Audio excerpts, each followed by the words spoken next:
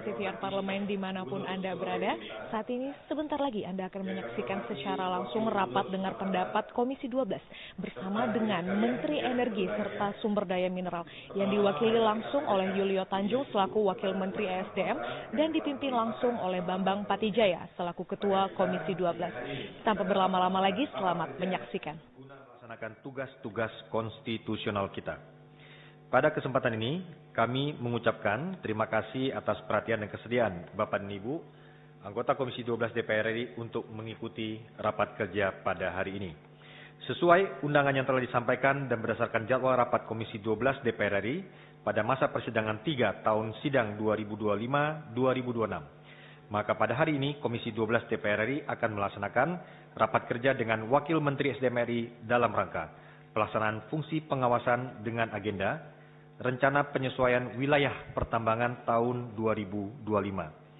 Berdasarkan data dari Sekretariat, anggota Komisi 12 yang telah hadir berjumlah 24 anggota dari 8 fraksi. Dengan demikian, quorum sebagaimana ditentukan dalam Peraturan DPR RI Nomor 1 Tahun 2020 tentang Tata Tertib Pasal 281 ayat 1 telah terpenuhi. Dan sesuai ketentuan Pasal 276 ayat 1 menyatakan bahwa setiap rapat DPR bersifat terbuka, kecuali dinyatakan tertutup. Oleh karena itu, pimpinan meminta persetujuan anggota agar rapat ini dilaksanakan sesuai dengan ketentuan dan bersifat terbuka. Dapat disetujui? Baik, atas persetujuan anggota dan dengan mengucap syukur kepada Tuhan Yang Maha Kuasa, dengan ini rapat kerja Komisi 12 DPR RI dibuka dan dinyatakan terbuka untuk umum. Sebelum melanjutkan rapat, kami meminta persetujuan rapat ini akan selesai pada pukul 15 ya, 1 jam dan dapat diperpanjang sesuai kesepakatan. Setuju ya? Baik Bapak dan Ibu yang kami hormati, sektor energi dan sumber daya mineral memiliki peran yang sangat strategis dalam mendukung pertumbuhan ekonomi nasional, memperkuat ketahanan energi, serta mendorong pembangunan yang berkeadilan dan berkelanjutan.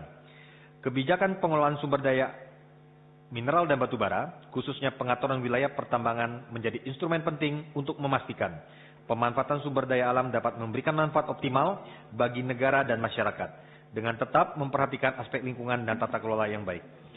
Sehubungan dengan itu, Komisi 12 DPR RI memandang bahwa rencana penyesuaian wilayah pertambangan tahun 2025 merupakan agenda strategis yang perlu mendapat perhatian dan pembahasan yang mendalam, khususnya terkait penataan wilayah pertambangan rakyat. Sebagai bagian dari upaya penyelesaian persoalan pertambangan tanpa izin, peningkatan legalitas usaha masyarakat, serta perlindungan lingkungan hidup. Komisi 12 mencermati adanya aspirasi dan permohonan dari pemerintah daerah. Salah satunya seperti disampaikan oleh Gubernur Sulawesi Utara, Gubernur Sumatera Barat terkait percepatan penetapan dan persetujuan penyesuaian wilayah pertambangan, termasuk usulan blok-blok WPR yang telah melalui proses koordinasi dan pembahasan teknis bersama Kementerian SDM RI. Melalui rapat kerja ini, DPR Komisi 12 berharap memperoleh penjelasan yang komprehensif dari pemerintah, khususnya terkait kebijakan, progres, serta kendala dalam pelaksanaan Rencana Penyesuaian Wilayah Pertambangan tahun 2025, termasuk mekanisme percepatan penetapan. Selanjutnya, untuk efektifnya rapat kerja pada hari ini, kami persilakan Wakil Menteri SDM RI untuk menyampaikan paparannya. Untuk itu, waktu kami persilakan. Terima kasih Bapak Pimpinan. Yang terhormat Pimpinan Komisi 12 DPR RI, yang kami hormati anggota Komisi 12 DPR RI, yang kami hormati Gubernur Sulawesi Utara, yang kami hormati Wakil Gubernur Sumatera Barat, para pejabat di lingkungan Kementerian SDM, dan hadirin yang berbahagia. Assalamualaikum warahmatullahi wabarakatuh. Selamat siang, salam sejahtera bagi kita semua. Salam, Om Swastiastu, Namo Buddhaya, salam kebajikan. Pertama-tama dan tiada henti-hentinya, marilah kita panjatkan puji dan syukur kehadirat Allah Subhanahu wa Ta'ala, Tuhan Yang Maha Esa, karena atas karunia dan rahmatnya pada hari ini kita dapat berkumpul pada rapat kerja dengan Komisi 12 DPR RI dengan agenda Rencana Penyesuaian Wilayah Pertambangan tahun 2025.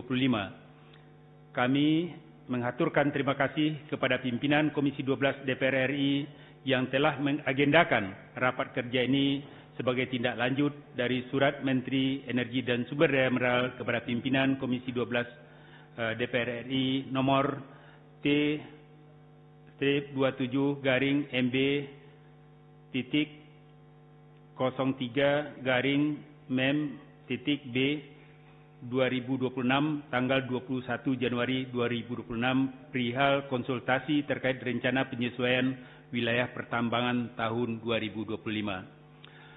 Bapak Ibu yang kami hormati, konsultasi rencana penyesuaian wilayah pertambangan tahun 2025 adalah untuk memenuhi ketentuan pasal 9 ayat 2 Undang-Undang Nomor 4 Tahun 2009 tentang pertambangan mineral dan batu bara, sebagaimana telah diubah beberapa kali dengan Undang-Undang Nomor 2 Tahun 2025 tentang perubahan keempat atas Undang-Undang Nomor 4 Tahun 2009 tentang pertambangan mineral dan batu bara, bahwa wilayah pertambangan ditetapkan oleh pemerintah pusat setelah ditentukan oleh pemerintah daerah provinsi sesuai dengan kewenangannya dengan berkonsultasi dengan DPR RI. Penetapan wilayah pertambangan ini ditunggu oleh pemerintah provinsi dalam rangka penyusunan rangka penyesuaian wilayah pertambangan tahun 2025 dan penyesuaian rencana tata ruang provinsi. Dasar pengajuan rencana penyesuaian wilayah pertambangan adalah berdasarkan usulan Menteri dari usulan Gubernur yang telah melalui proses koordinasi dengan Bupati Wali Kota yang memiliki potensi pertambangan mineral dan batu bara yang dapat diusahakan menjadi kegiatan usaha pertambangan.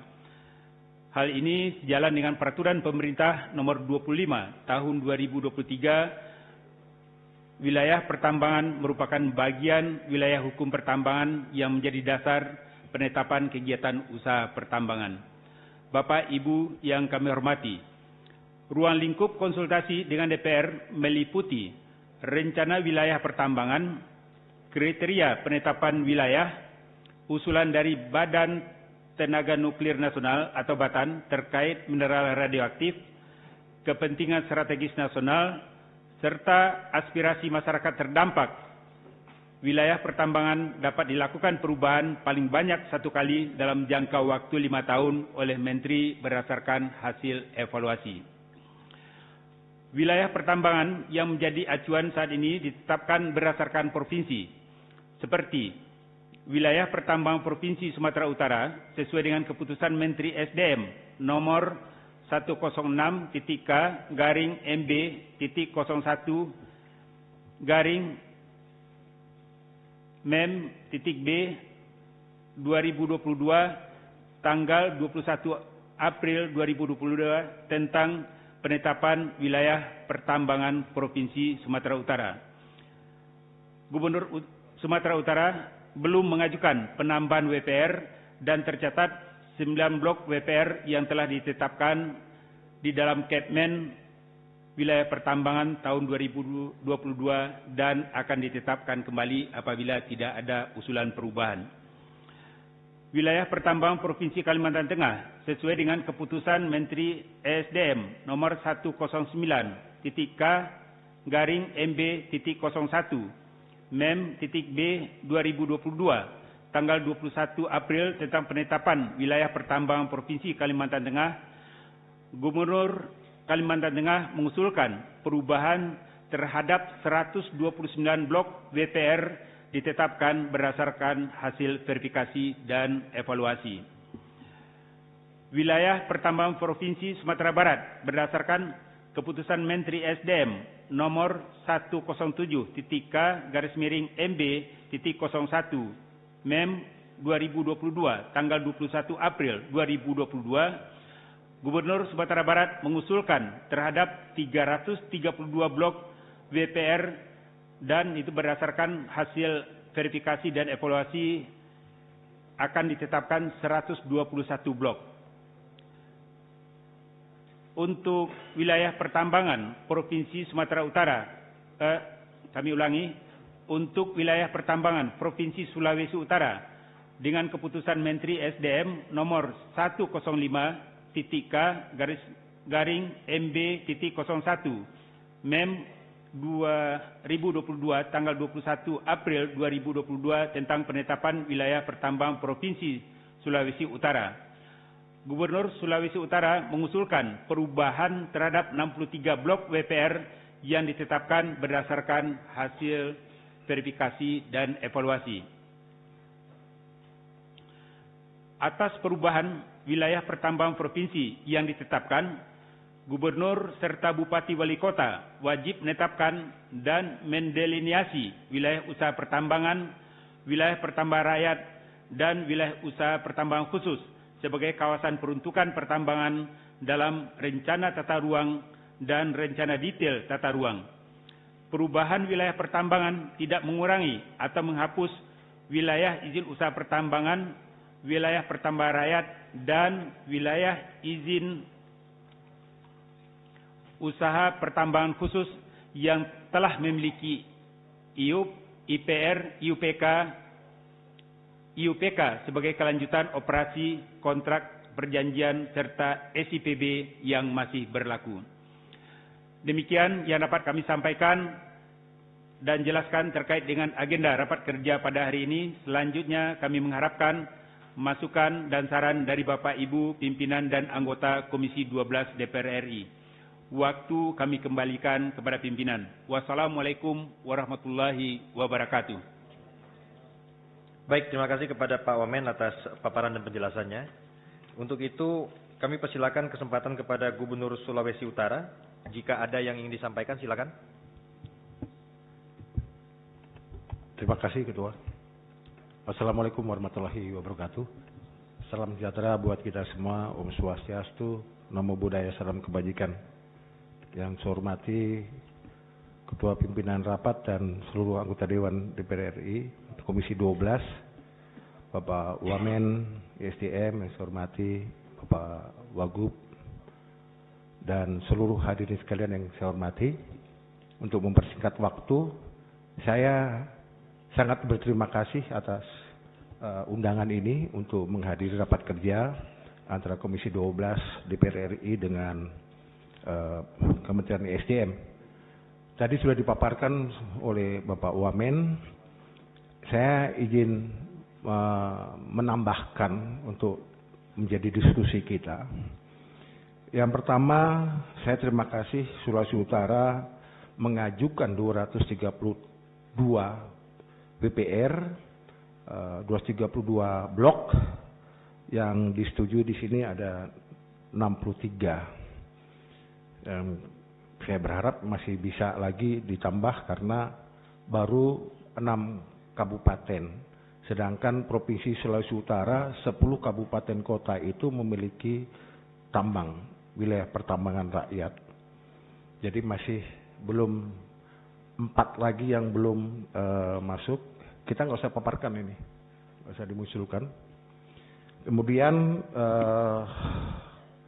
ada beberapa hal yang menjadi catatan kami terkait dengan peraturan pemerintah nomor 39 dan peraturan Menteri SDM nomor 18 terkait dengan KTP.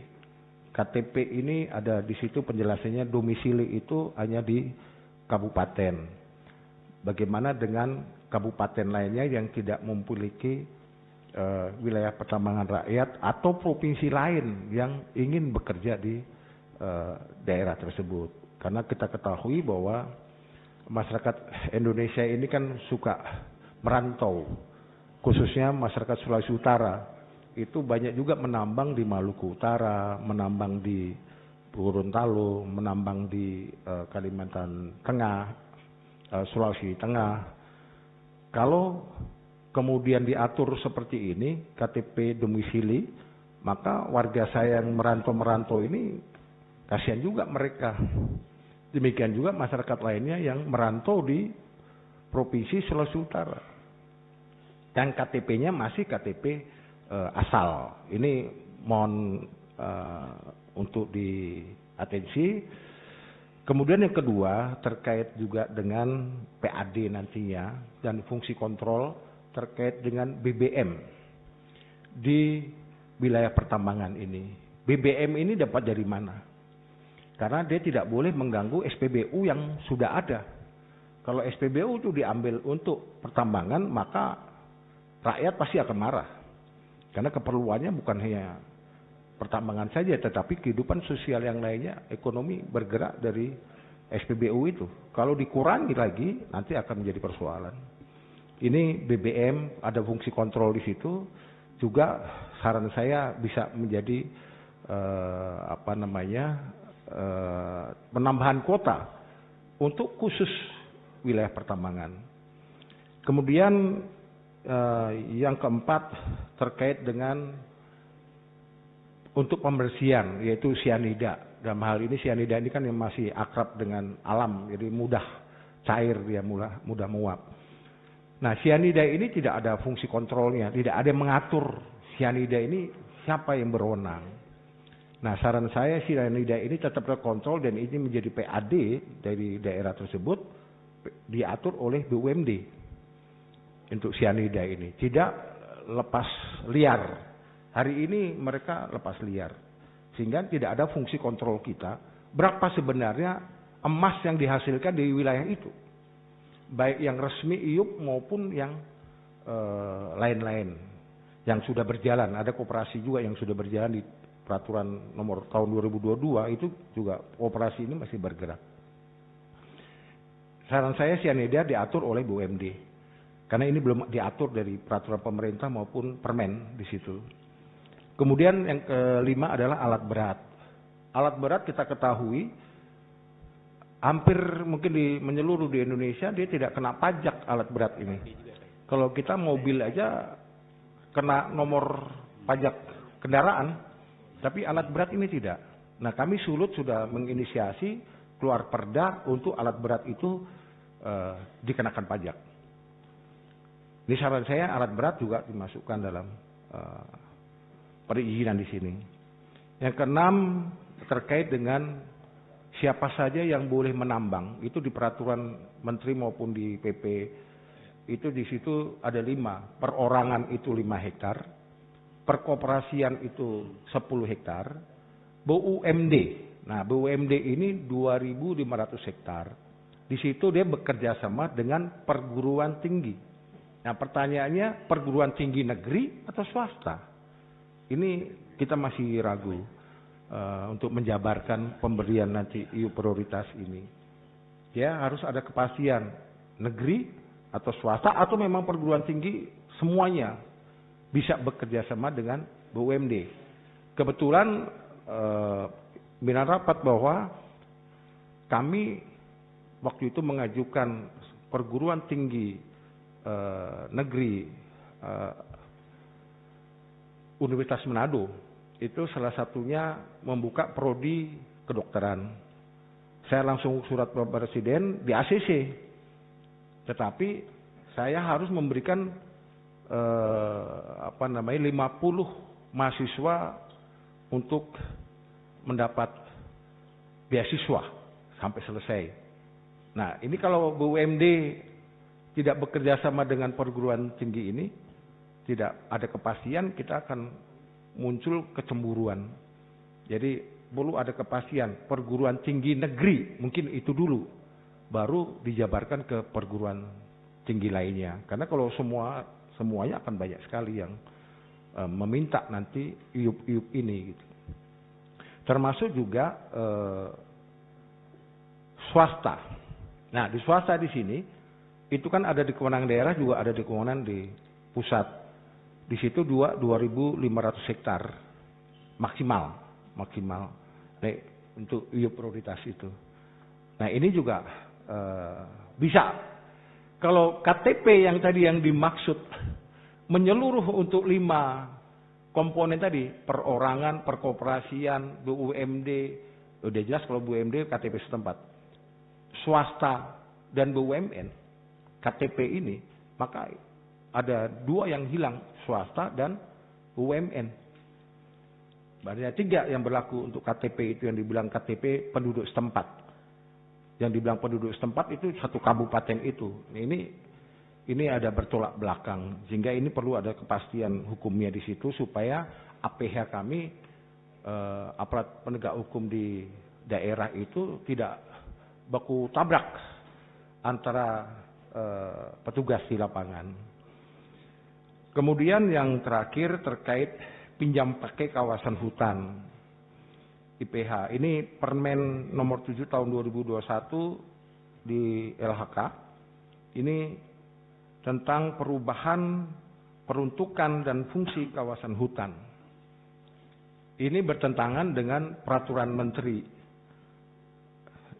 Dua bertentangan. Yang satu menyerahkan, yang satu bisa kerja dulu gitu. Serahkan dulu baru kerja. Ini perlu juga menjadi atensi Menteri SDM.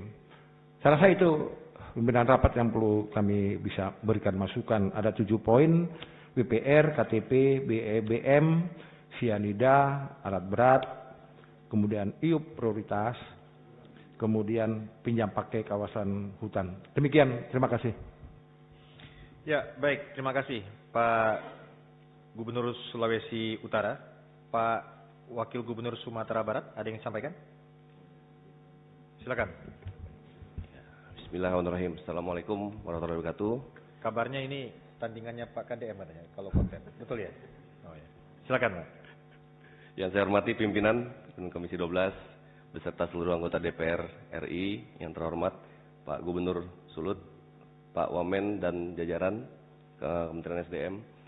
Pada prinsipnya hari ini saya sangat berbahagia pimpinan karena kita betul-betul mengejawantahkan apa yang ada di kepala Presiden mengenai pasal 33. Segala bumi dan segala beserta isinya dikuasai oleh negara untuk kemakmuran rakyat. Dan ini langkah yang dilakukan oleh Kementerian SDM melalui WPR adalah langkah konkret agar bisa memaksimalkan rakyat mendapatkan sebuah penghasilan yang legal ke depannya. Dan ke depan kami berharap melalui usulan kami yang melalui Kementerian SDM yang sudah kita beberapa kali kita berdiskusi dengan kementerian, yang dari awal kita mengusulkan 495 blok untuk kawasan WPR-nya, dan terakhir disampaikan Pak Wamen sekitar 121. Mudah-mudahan nanti ke depan melalui beberapa regulasi lagi kita bisa dapat membuat sebuah usulan-usulan yang tadi dengan pertimbangan-pertimbangan yang baru, Pak Pimpinan. Dalam beberapa hal kami menyampaikan langkah-langkah tadi yang disampaikan oleh Pak Gubernur Sulawesi Utara adalah langkah kita untuk bisa mendapatkan sebuah PAD, beberapa alternatif PAD baru untuk provinsi, untuk daerah. Memang ada hal-hal yang menarik yang perlu kita pertimbangkan lebih lanjut. Semoga dengan segala usulan yang kami usulkan tersebut bisa disetujui di ruangan yang berbahagia ini. Kira-kira seperti itu pimpinan. Terima kasih. Wabillahi taufiq wal hidayah. Assalamualaikum warahmatullahi wabarakatuh. Ya, baik. Terima kasih Bapak Wakil Gubernur Sumatera Barat. Bapak dan Ibu sekalian, rekan-rekan yang saya hormati, penegasan dari Wakil Gubernur ya terkait dengan bagaimana optimasi penerimaan daerah ya, kurang lebih seperti yang disampaikan oleh Bapak Gubernur Sulawesi Utara. Beliau ini menyampaikan ada 7 poin ya terkait dengan ini. Saya menyarankan nanti biar lebih enak dan lebih puas, nanti ada tim dari Dirjen Minerba bertemu dengan tim dari Pemda untuk membahas beberapa hal yang saya pikir ini teknis, sehingga bisa diberikan solusi apakah ini diselesaikan dengan pergub atau harus ada perda, atau mungkin nanti penjelasan lebih detail daripada Minerba, seperti itu ya Pak Gubernur ya. Karena ini terkait dengan misalnya terkait dengan KTP, ya silakan dijelaskan nanti seperti Pak, mau KTP yang seperti apa yang boleh bekerja pada wilayah itu. Kemudian terkait dengan BBM, saya pikir saya sepakat dengan Pak Gubernur, ini BBM harus BBM industri Pak. Kalau kita tidak atur, nanti akan menyebabkan kebocoran-kebocoran baru. Jadi solar subsidi itu akan lari ke pertambangan. Karena walaupun ini pertambangan rakyat, dia tetap harus menggunakan solar industri. Dan saya pikir ini biarlah kuotanya ditentukan dan dikelola oleh BUMD nantinya. Kemudian juga sianida juga demikian untuk kontrol lingkungan, ya, kontrol lingkungan. Pajak alat berat juga saya setuju, ya, itu patut itu. Dan yang lain-lain seperti perguruan tinggi untuk EU prioritas, saya pikir nanti dijelaskan oleh Pak Dirjen atau Pak Wamen nanti seperti itu. Ini kita sudah dengar dari paparan dari Pak Wamen, kemudian juga aspirasi gubernur dan juga wagub. Kita pendalaman ya, kawan-kawan ya. Ringkas-ringkas saja. Nanti setelah itu kita minta tanggapan dari Pak Wamen. Kira-kira demikian. Kepada fraksi PDP kami persilakan. Siapa yang akan memberikan tanggapan? Pak Gunhar. Ya, silakan. Enggak, nanti ditegaskan lagi sama Pak Sigit. Jadi terima kasih pimpinan, rekan-rekan juga anggota Komisi 12, Pak Wamen beserta jajaran, Pak Gubernur Sulawesi Utara, Pak Wakil Gubernur Sumatera Barat. Assalamualaikum warahmatullahi wabarakatuh. Tadi kita mendengar apa yang dipaparkan oleh Pak Wamen terkait dengan wilayah pertambangan rakyat. Jadi saya kembali lagi ke Kepmen nomor 174 tahun 2024 terkait dengan pedoman penyelenggaraan izin pertambangan rakyat, Pak. Yang ingin saya tanyakan di sini, yang hadir di sini kan cuma 2 Pak Gubernur dan Wakil Gubernur. Saya tanya ini gubernur yang lain apa nggak kepengen ini, Pak? Ya saya tanya, kepengen nggak kira-kira? Ada nggak suratnya dari masing-masing gubernur atau apa itu? Jadi yang kita bahas cuma 2 provinsi ini, wilayah Sulawesi Utara sama Sumatera Barat. Karena yang kita tahu bahwa bukan hanya Sulawesi Utara ataupun Sumatera Barat yang ingin mendapat persetujuan atau dikonsultasikan dari IEPR menjadi WPR. Nah, juga kami tidak disajikan di sini datanya terkait dengan provinsi yang ada di seluruh Indonesia. Tapi saya mohon untuk dilengkapi ya Pak. Soal teknis kan kita paham bahwa dari ini keputusan Pak Menteri ini terkait dengan izin pertambangan rakyat dan wilayah pertambangan rakyat ini dikelola oleh koperasi, BUMD, PMKM, juga kalau tidak salah nggak ada perorangan ya. Ada perorangan ya? Ada juga perorangan. Yang luasnya nanti soal teknis berapa hektar itu. Ini tolong diperbaiki, dilengkapi nanti untuk yang lain-lain. Karena kalau kita putuskan hanya 2 provinsi ini kurang adil Pak sama provinsi yang lain. Begitu. Terima kasih pimpinan. Dilanjutkan. Baik, pimpinan. Ya, saya lanjutin dikit. Ya, saya hanya menambahkan sedikit. Ya. Terima kasih pimpinan dan Pak Wamen, SDM beserta jajaran semua. Saya mendapatkan materi ini ada tambahan yaitu rencana penetapan wilayah pertambangan WPR untuk Kalimantan Tengah. Ya, ya. Nah ini yang diusulkan adalah di 5 kabupaten. WPR yang sangat diperlukan saudara-saudara kami di wilayah Kalimantan Tengah itu cukup banyak sekali. Ini yang kelewatan, ini adalah salah satu di Kabupaten Kapuas. Karena di situ pertambangan rakyat kami cukup banyak sekali. Nah ini saya juga ada sedikit kebanggaan, sudah ada usulan ini penetapan. Tapi kami sedikit memberikan informasi dan saran agar untuk Kabupaten Kapuas juga dimasukkan. Karena wilayah Kabupaten Kapuas atas itu adalah mendekati wilayah Kabupaten Pulang Pisau dan Kabupaten Gunung Mas. Di situ kawasan BPR-nya cukup banyak sekali. Mudah-mudahan dengan adanya penetapan ini, saudara-saudara kami yang bekerja di pertambangan rakyat ini bisa tidur nyenyak. Untuk itu kami mohon untuk direvisi. Kembali nanti sambil koordinasi dengan pemerintah daerah kami. Saya kira demikian. Terima kasih pimpinan. Jadi begini, biar rapi nih. Pak Kornelis sabar dikit. Jadi maksud saya biar fraksi-fraksi yang dapat, nanti putaran berikutnya Pak Kornelis pasti saya kasih kesempatan, ya. Sabar dulu. Kenapa? Orang tua. Baik, sudah. Saya kalau sudah begitu agak lemah juga kita kan gitu kan. Setuju ya yang penting ya? Ya udah Pak Cornelis, singkat-singkat aja Pak Cornelis, silakan. Terima kasih Pak Ketua. Saya sedikit aja singkat. Saya mohon dengan hormat dalam penetapan daerah pertambangan wilayah pertambangan rakyat ini, tolong jangan di daerah yang tidak ada isi imasnya. Pengalaman saya 10 tahun gubernur, 2 periode bupati, camat, kadang-kadang di break daerahnya enggak, kosong itu. Yang diusulkan oleh gubernur keluar dari situ. Nah, jangan tipu-tipu gubernur. Ini aja pesan saya. Terima kasih. Ringkas, jelas, padat. Ya. Ya, tadi saya tanya juga sekretariat Pak Gunhar terkait dengan undangan kepada gubernur yang lain tuh ada. Dan ini kita materinya bukan hanya 2 provinsi ini saja kan? Seluruh kan? Seluruh. Cuma kata Pak BBG, begitu dicek, itu yang kebetulan lagi hadir di Jakarta, 2 kepala daerah ini. Enggak banyak. Banyak. Kalbar, Sumatera Utara. Ya, nanti tinggal dicocokin lagi Pak Gunhar ya, begitu ya. Berikut kami beri kesempatan kepada fraksi Golkar, siapa yang menyampaikan? Pak Beni, silakan. Ya baik, terima kasih. Assalamualaikum warahmatullahi wabarakatuh. Salam sejahtera bagi kita semua. Yang saya hormati Ketua dan Pimpinan, saya seluruh anggota Komisi 12. Yang saya hormati Pak Wamen SDM, para Dirjen, Pak Gubernur dan Pak Wagub.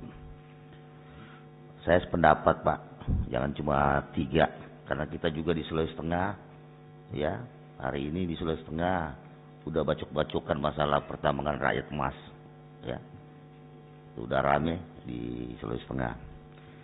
Kemudian sedikit saya mau menanggapi Pak Gubernur Sulawesi Utara persoalan KTP tadi Pak Gub, karena ini aspirasi juga dari para bupati, daripada masyarakat masalah KTP, sehingga KTP ini agak gimana loh kalau kita rubah bahwa pertambangan rakyat ini KTP ini harus bisa untuk orang lain.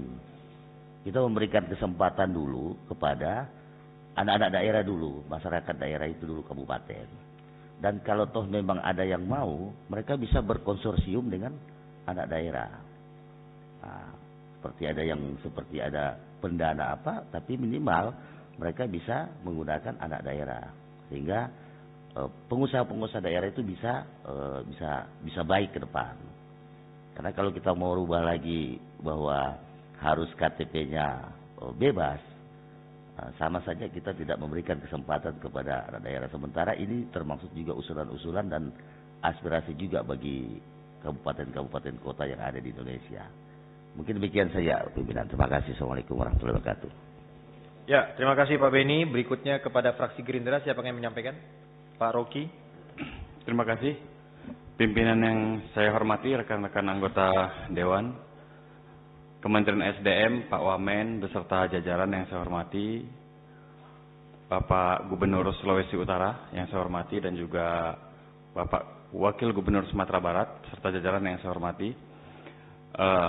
Apresiasi saya pimpinan yang setinggi-tingginya kepada Kementerian SDM yang memang sudah mengejawantahkan, tadi kata Pak Wagub, pesan-pesan Pak Presiden terkait dengan pasal 33. Dan ini terobosan yang sangat luar biasa yang ditunggu oleh masyarakat terkait dengan PPR ini, karena memang permasalahan peti di daerah itu sungguh sangat luar biasa permasalahannya. Pak Gubernur dan Pak Wagub yang di daerah paham betul bagaimana permasalahan peti itu, yang bukan hanya pemerintah yang dirugikan, masyarakat juga dirugikan, lingkungan juga dirugikan. Nah, saya tadi juga ingin bertanya sebenarnya, karena yang disampaikan hanya 2 daerah atau 3 daerah. Ini Provinsi Jambi ada mengajukan nggak Pak Wamen, Pak Dirjen? Izin interaktif pimpinan, izin. Untuk Provinsi Jambi. Atau nanti dijawab sekaligus saja nanti? Nggak, interaktif sedikit aja pimpinan. Ada ya, di 4 kabupaten, 5 kabupaten. Ada ya? 4 kabupaten, ya. 4 kabupaten berarti di Sarolangun, Merangin, Morobungo ya. Memang 4 hari yang lalu juga permasalahan tepi, ada yang meninggal di sana, dan mudah-mudahan ini menjawab dari keresahan masyarakat terhadap pertambangan rakyat. Selanjutnya juga saya sepakat dengan apa yang disampaikan oleh Gubernur Sulawesi Utara tadi, cukup brilian dan cerdas masukannya berkaitan dengan kontrol BBM dan juga sianida di daerah. Itu juga daerah harus mendapatkan melakukan fungsinya untuk mengawasi dan juga melalui BUMD. Lalu juga pajak alat berat kami juga setuju supaya dapat diatur sedemikian rupa dan juga daerah mendapatkan manfaat terkait dengan pendapatan asli daerahnya. Terima kasih, itu saja dari saya pimpinan. Saya akhiri, fastabikal khairat. Assalamualaikum warahmatullahi wabarakatuh. Jadi Jambi sudah aman ya?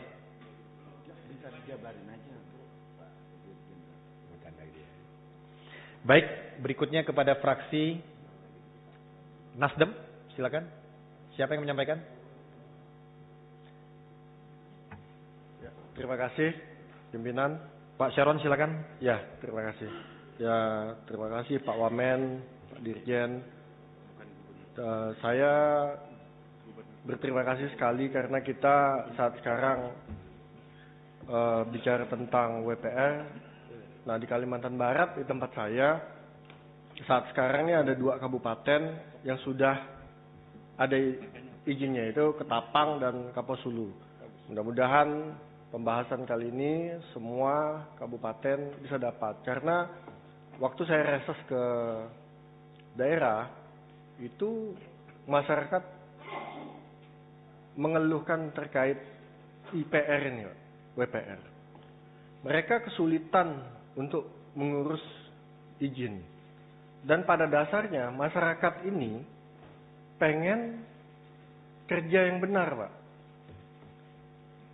Tapi mereka minta izinnya ini dipermudah masyarakat. Dan kita juga tidak bisa menyalahkan aparat kepolisian, APH. Karena APH kan berpegang pada undang-undang. Tapi masyarakat saat sekarang kan butuh makan. Mereka butuh dipermudah perizinannya, dan saat sekarang dengan harga emas di 2,5 sampai 3 juta, dengan mereka kerja 1 gram sehari aja, itu udah lebih dari cukup. Dan saya ingat waktu kita sidang istimewa, Pak Presiden tuh ngomong, untuk masyarakat, untuk rakyat, ini harus diutamakan. Dan kita minta kepada Kementerian SDM, perizinan untuk WPR dan IPR ini dipermudah. Sementara ini kan izinnya yang saya dengar dari masyarakat cukup sulit, Pak. Nah, salah satu usulan saya, gimana caranya supaya ini bisa dipermudah, Pak? Sehingga masyarakat bisa mengurus perizinan ini dengan gampang. Kalau bisa, Pak, beberapa izin ini dikembalikan ke bupati. Jadi misalnya Pak Gubernur itu berkoordinasi sama bupati supaya ini bisa didelegasikan ke bupati. Jadi masyarakat tuh tidak perlu bolak-balik. Kalau tempat saya kayak Kapuas Hulu, dia mau mengurus perizinan ke Pontianak, itu jaraknya 720 km, Pak. Dari Kapuas Hulu ke Pontianak. Mereka nginap di Pontianak, itu udah habis biaya berapa? Dan ini kan untuk rakyat, Pak, bukan untuk pengusaha besar. Nah, saya mohon kepada Kementerian SDM supaya perizinan ini dipermudah, dan kalau di OSS juga lebih gampang, Pak. Mungkin itu dari saya. Terima kasih. Ya, terima kasih. Kakak Korolin. Ya, boleh. 2 menit ya, silakan. Baik, terima kasih. Assalamualaikum warahmatullahi wabarakatuh. Shalom dan salam sejahtera untuk kita semua. Yang saya hormati pimpinan dan seluruh rekan-rekan Komisi 12 DPR RI. Yang saya hormati Pak Wamen beserta jajaran. Yang saya hormati Pak Gubernur Sulut, Pak Wakil Gubernur Sumatera Barat, dan semua yang hadir. Di sini mau saya tanyakan sedikit, Pak, terkait penetapan wilayah pertambangan ini. seingat saya Pak, tanggal 27 Agustus tahun 2025, saya sendiri telah menyurat kepada Menteri SDM terkait percepatan izin pertambangan di wilayah Papua Barat. Karena sampai dengan saat ini masih terdapat banyak tambang liar yang merusak lingkungan yang ada di Papua Barat. Dan kami Provinsi Papua Barat ini punya potensi pertambangan yang sangat besar hampir di semua kabupaten. Kemudian di tahun 2025 bulan Oktober, kami Komisi 12 telah melakukan reses di Provinsi Papua Barat. Salah satu permintaan dari pemerintah Provinsi Papua Barat adalah izin percepatan ini wilayah pertambangan. Dan juga pada saat bulan November, pada saat peresmian PLTMH Anggi, Bapak Bupati Pegunungan Arfak sendiri sudah menyampaikan kepada Pak Menteri untuk percepatan izin pertambangan di wilayah Pegunungan Arfak. Tetapi kenapa belum kami di Papua Barat tidak masuk, Pak? Mungkin itu saja dari saya. Terima kasih pimpinan. Waktu saya kembalikan. Ya, memang tempo hari waktu kita ke Papua seperti itu. Tapi kita nggak tahu ya, kemarin gubernurnya sudah mengirim surat belum untuk pengusulannya? Sudah ya? Jangan sampai kita sudah membuat rekomendasi, tapi suratnya nggak nyampe ke Jakarta. Seperti itu. Baik, berikutnya kepada fraksi PKB, silakan. Terima kasih Ketua. Pak Uding, Assalamualaikum silakan. warahmatullahi wabarakatuh. Selamat siang, salam sejahtera buat kita semua. Pimpinan Komisi 12, para anggota Komisi 12 yang saya hormati, Pak Wamen, Pak Dirjen, Pak Gubernur, Pak Wagub, yang tua tidak saya sebut gelarnya, yang muda tidak saya sebut namanya, tanpa mengurangi rasa hormat, rasa ta'zim saya kepada Bapak semuanya. Pimpinan untuk Kalimantan Timur, kami juga belum punya datanya pimpinan. Dan saya kira Pak Prabowo semangatnya untuk memberikan ruang kepada rakyat untuk mengelola tambang ini, saya kira adalah semangat yang sangat istimewa dan sangat bijaksana agar sektor tambang tidak hanya dikuasai oleh para oligarki, tapi juga rakyat bisa menikmati dan mengelola lahan dan kawasan pertambangannya sendiri. Nah, hanya saja pimpinan, persoalannya adalah di Dirjen Minerba ini banyak mafianya. Sehingga ada kawan-kawan saya lapor ke saya, mereka ngajukan permohonan itu seminggu, 2 minggu baru ada jawaban. Artinya, tanggapan-tanggapan ini lambat pimpinan. Nah, makanya mohon Pak Dirjen agar tolong awasi kinerja bawahannya. Direktur sampai bawahannya itu tolong dikoreksi, dicek. Jangan sampai di sini yang dielus, di sini yang diinjak, di sini yang dipercepat, di sini yang diperlambat. Ini problemnya pimpinan. Nah, maka sekali lagi pimpinan, saya mohon agar berlakulah yang adil. Perlakukan semua rakyat yang ingin agar meminimalisir terjadinya tambang ilegal, tambang liar, dan negara juga mendapat keuntungan pimpinan. Kalau misalnya semua legal, karena apalagi hari ini PNBP kita kan menurun. Nah, inilah ruang dan kesempatan kita untuk menggenjot agar pendapatan negara bukan pajak ini meningkat lagi dan membuat keuangan negara jadi sehat. Saya kira itu pimpinan. Terima kasih. Ya, terima kasih Pak Udin. Jadi jangan heran Pak Wamen, memang aksennya agak kencang gitu. Orang Kaltim biasa gitu. Berikutnya kesempatan kepada fraksi PKS.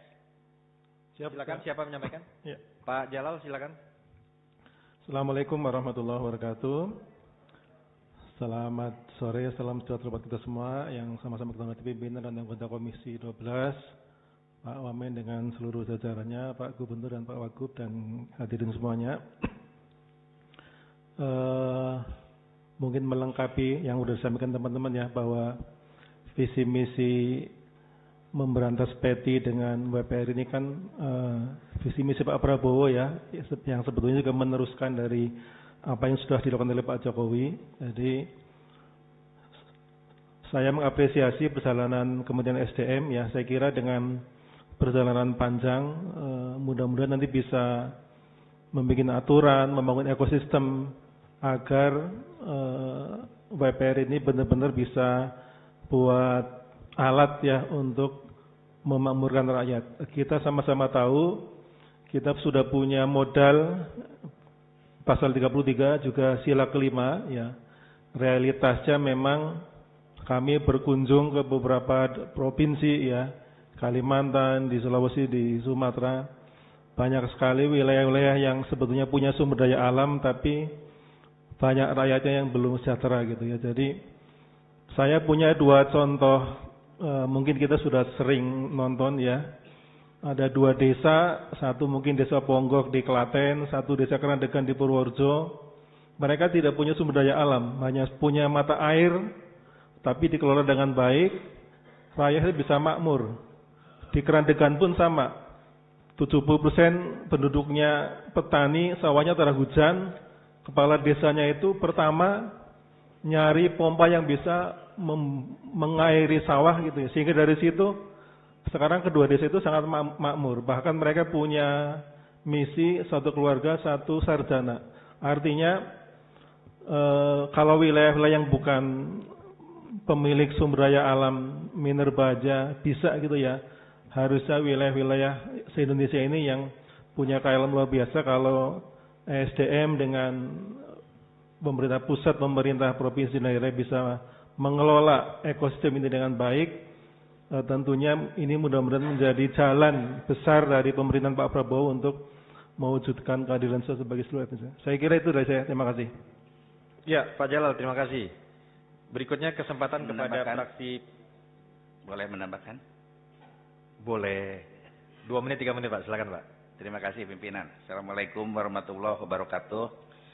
Yang saya hormati pimpinan dan seluruh anggota Komisi 12, yang saya hormati Pak Wakil Menteri SDM beserta jajarannya, Pak Gubernur Sulawesi Utara, Pak Wakil Gubernur Sumatera Barat. Kami dari fraksi PKS sangat mendukung program atau rencana untuk pertambangan rakyat ini. Namun kami ingin mengingatkan jangan sampai kejadian seperti yang terjadi di kehutanan dulu Pak.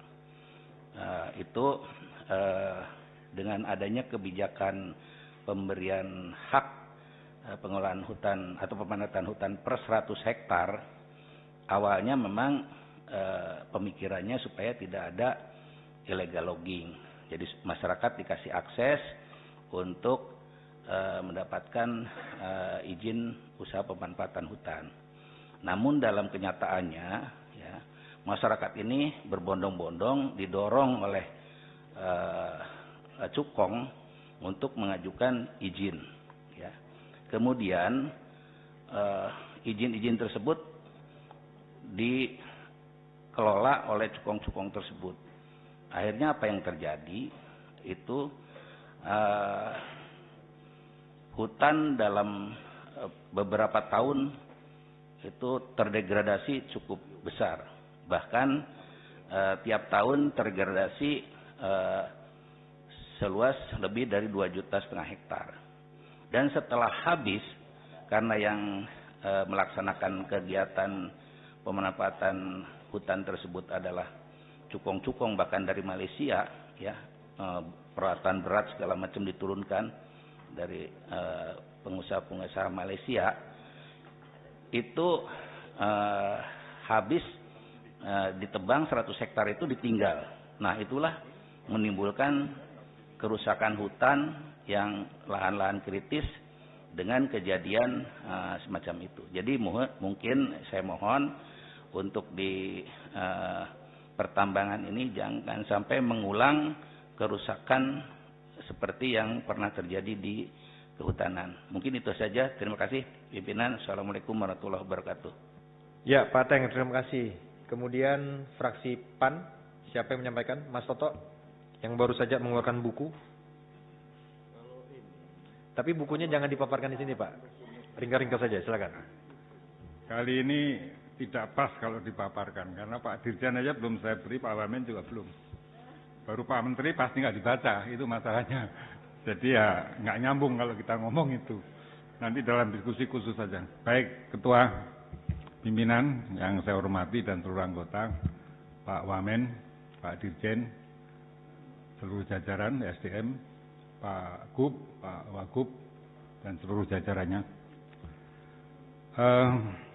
Ini khusus kita bicara WPR ya Pak. Kali ini kita bahas BPR, jadi kewenangan DPR rapat kali ini diselenggarakan karena harus dikonsultasikan kepada DPR. Nah, tadi teman-teman saya kebanyakan minta ini dipermudah. Ya, kalau saya malah bukan soal dipermudah apa tidak, saya sebetulnya ingin mendiskusikan dengan pemerintah ya ketika kita rapat untuk konsultasi itu. Tujuan utama dibukanya peluang ada WPR, ada IPR, itu sebetulnya apa? Nah ini ada sedikit ada hubungannya nih Ketua, dengan buku saya sebetulnya ada hubungannya. Saya mau bertanya, tujuannya apa? Nah, tujuannya itu apakah sekedar supaya tidak ada ilegal, ya, ilegal semuanya lah, ilegal mining, ilegal perpajakan dan lain sebagainya. Apakah sekedar itu, ataukah ada tujuan lain? Itu atau itu bareng-bareng, artinya tujuannya memang dari sisi legalitas dan muatannya untuk segi pemerataan dan lain-lain tadi sudah disebutkan teman-teman saya itu. Nah ini menurut saya sebetulnya harus jelas Pak. Kalau tujuannya itu memang ini untuk meningkatkan kesejahteraan masyarakat dan terutama di daerah tambang, maka sebetulnya pemerintah harusnya menjemput bola. Bukan rakyat yang punya hak untuk sejahtera. Dan pemerintah menetapkan sebuah kebijakan ingin menyejahterakan. Itu lalu mereka dikenai prosedur sama seperti yang lain. Karena ada misi di situ. Itu. Ini menurut saya begitu Pak. Jadi sebetulnya ini nggak tepat sebetulnya kalau ada ngajukan susah dan lain sebagainya itu tadi teman saya Pak Kaltim itu misalnya. Kalau konsep gitu karena apa? Karena tujuannya ini mau menyejahterakan, mau menghilangkan ketimpangan dan lain sebagainya. Dan yang memungkinkan artinya dari sisi keselamatan dan lain sebagainya. Makanya ini tidak bisa ini didekati dari satu sisi ini sebetulnya. Dan menurut saya Komisi 12 ketika memberikan persetujuan itu harus benar-benar menjamin bahwa seluruh tujuan-tujuan yang tadi saya sampaikan itu bisa dicapai. Kalau tidak, batalin aja nggak usah. Kalau nggak ada tujuannya nggak jelas, tambah rusak aja lingkungan kita. Mending sekarang diatasi yang sekarang ilegal-ilegal itu gimana diatasi secara cepatnya. Ya, tapi kalau tujuannya seperti saya katakan tadi, nanti jemput bola. Kalau perlu seperti dibagi aja Pak. Ini wilayah-wilayah yang sudah tidak ada IUP-nya, WPR-nya ini bagi aja masyarakat supaya makmur masyarakatnya Pak Gubernur itu. Nah, juga ada hal yang harus menjadi perhatian dari pemerintah daerah. Nah, saya juga ingin bertanya kepada Pak Gub maupun Pak Wagub. Ya, di wilayah-wilayah Bapak yang ada tambang emas-emas ini, karena WPR ini kelihatannya hanya di emas saja ya Pak, ya, terutama untuk logam, untuk mineral logamnya itu. Tidak mungkin di batu bara, di nikel dan sebagainya.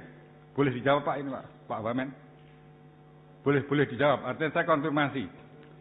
Apakah ini hanya untuk emas ataukah mineral logam lainnya seperti nikel, batu bara dan lain-lain?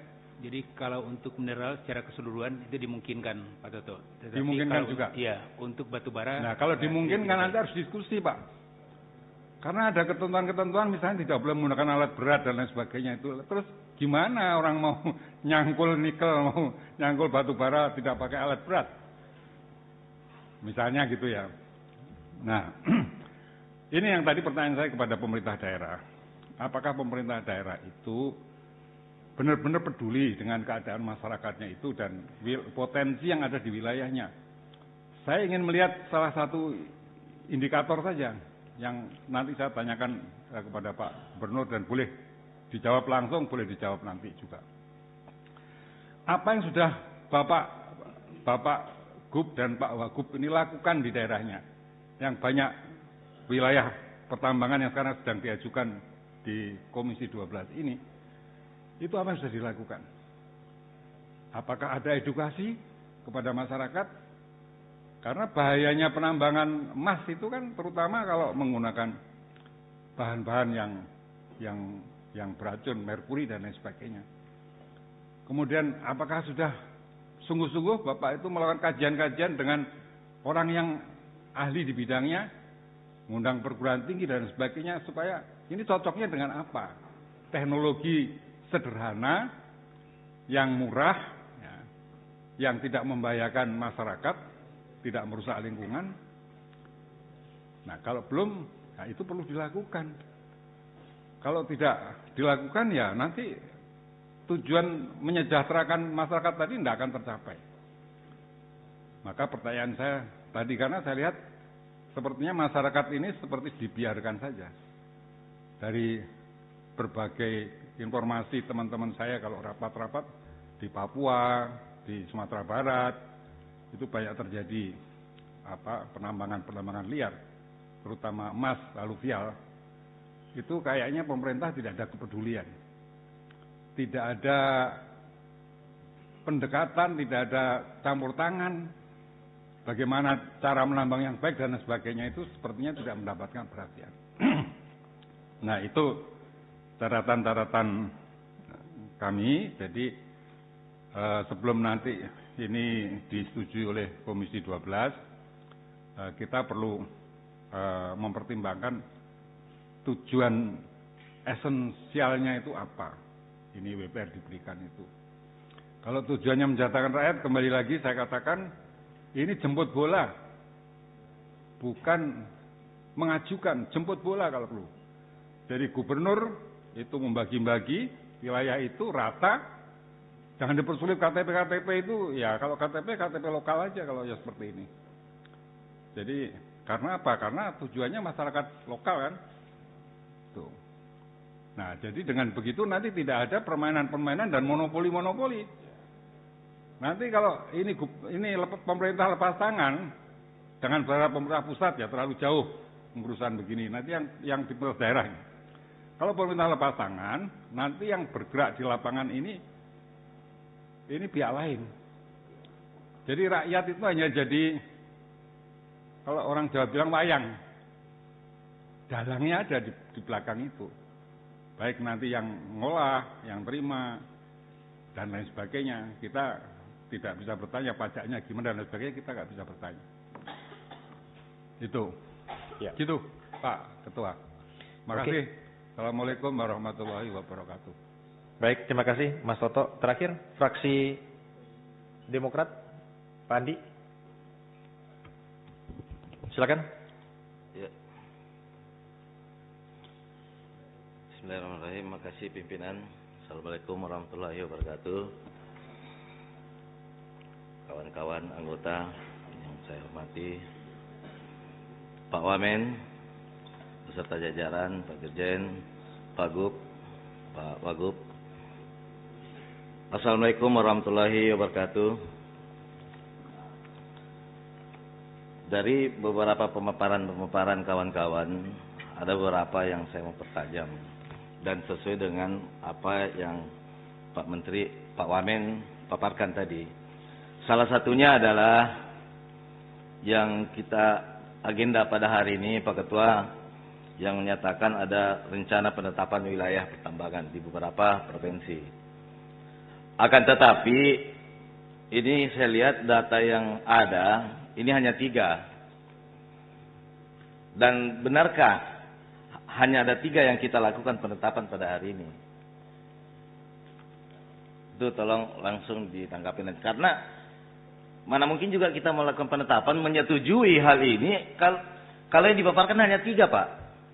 Tiba-tiba nanti penetapan ada 5, 10 atau sekian. Tolong Pak Wamen datanya dilengkapi agar supaya kita dalam melakukan penetapan juga nanti apakah ada tambahan nantinya tolong dipaparkan. Karena ini live, Pak.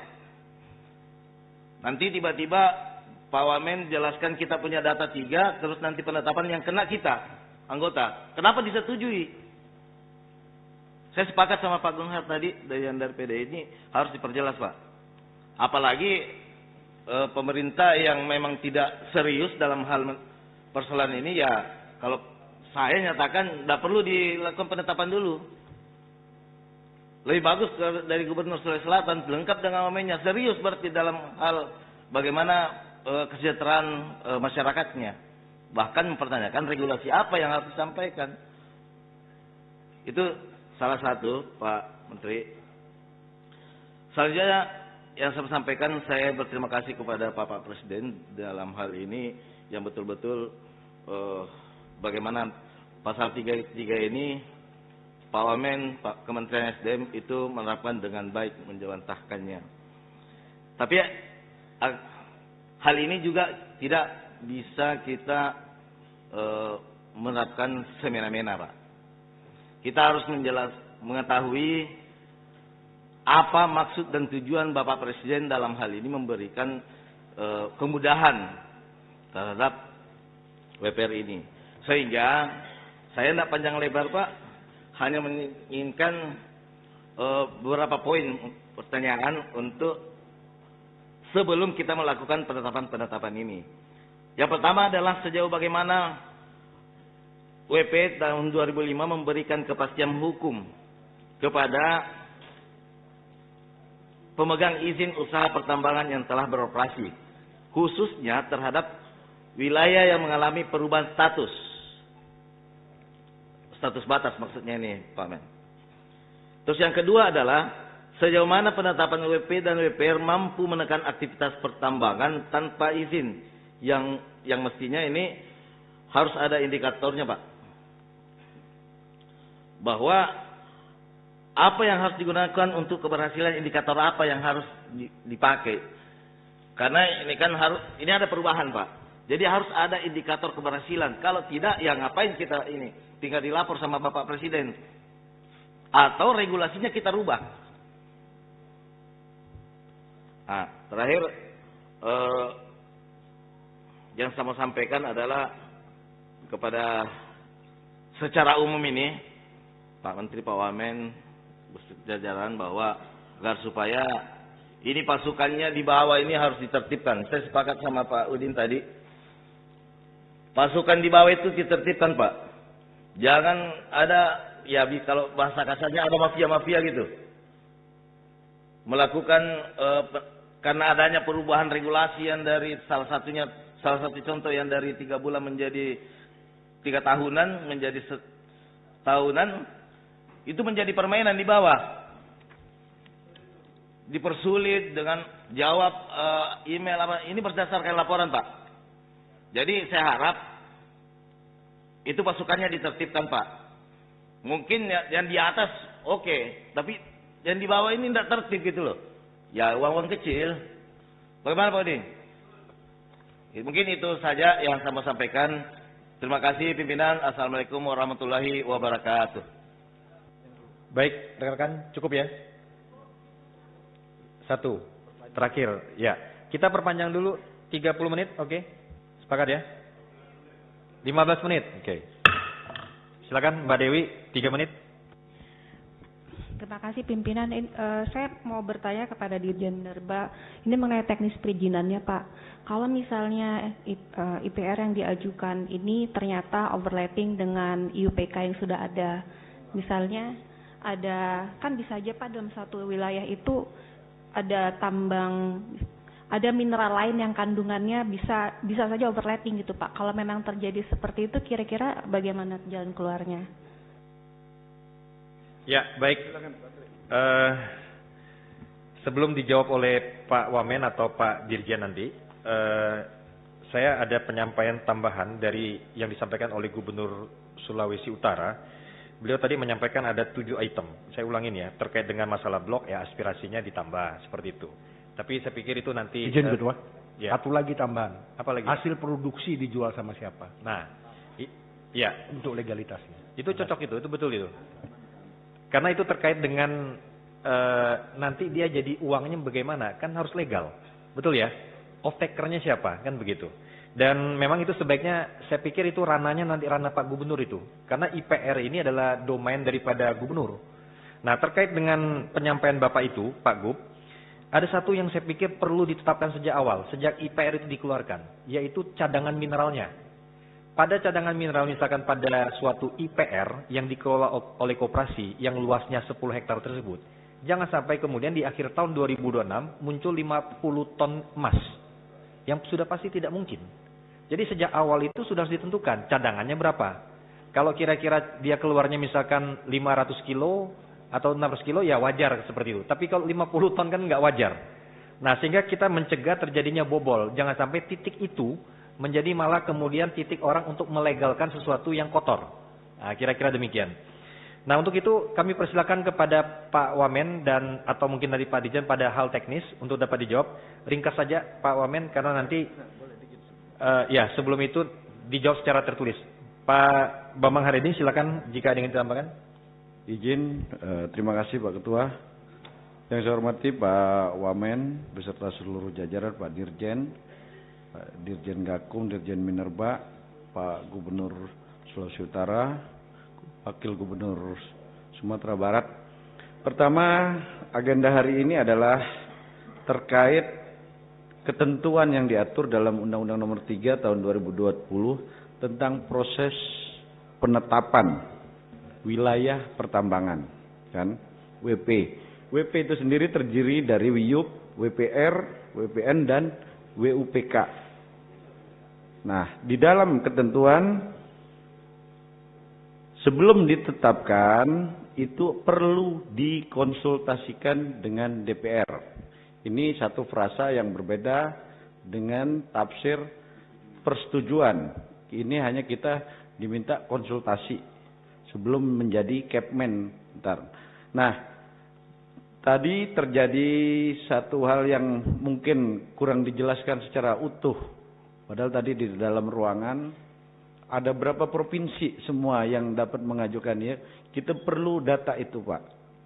Data, jadi bukan hanya 2 gubernur. Sebenarnya banyak gubernur. Bahkan ini di data saya ada Gubernur Kalteng, Sulawesi Utara, Sumatera Utara, Kalimantan Barat. Beda-beda soalnya bahannya. Kan? Makanya kita minta ada paparan terkait berapa total WPR yang mau ditetapkan menjadi wilayah pertambangan. Itu Pak. Terus terkait tadi usulan dari Pak Gub ini perlu menjadi PR kita bersama. Pertama terkait PP 39 dan juga Kepmen terkait soal alih fungsi lahan ya, hutan ya. Mungkin ntar kita koordinasi dengan Kementerian Lingkungan Hidup. Hari ini dengan proses IPPKH Pak Gub. Dan kami sepakat mungkin juga di sini untuk nggak ada Pak Menteri, Pak Dirjen, kalau bisa ada, sebenarnya ini tugasnya BPH dan Dirjen Migas nih, terkait kalau negara memberikan kan wilayah pertambangan kepada rakyat, kan, otomatis di situ ada hal-hal yang diperlukan, alat berat, BBM otomatis. Nah, ini saya sepakat dengan Pak Gub, jangan sampai mengganggu, bahkan terjadi penyimpangan, ntar pakai jerigen, antri di mana? Di SPBU, kan? Nah, perlu ntar selain pengetatan pengawasan, juga harus ada penambahan kuota BBM non subsidi untuk wilayah pertambangan rakyat. Dan terkait sianida, karena kita tahu selama ini, belum lama ini Bareskrim Mabes Polri kalau tidak salah menangkap berapa ratus ton ya kalau nggak salah cyanida di Jawa Timur. Direktur Tindak Pidana Tertentu, kan? Nah, download Tribun X sekarang, menghadirkan lokal menjadi Indonesia.